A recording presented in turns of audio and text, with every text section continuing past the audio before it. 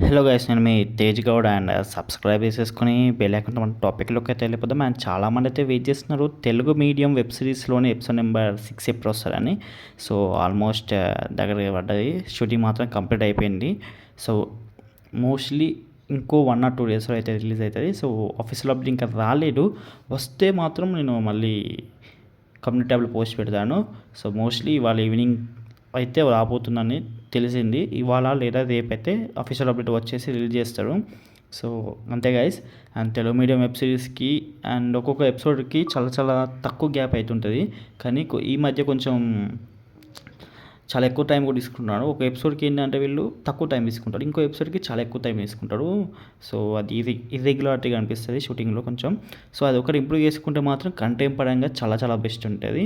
So audience నుంచి వి expected that content బాగుంది, చాలా బాగుంది.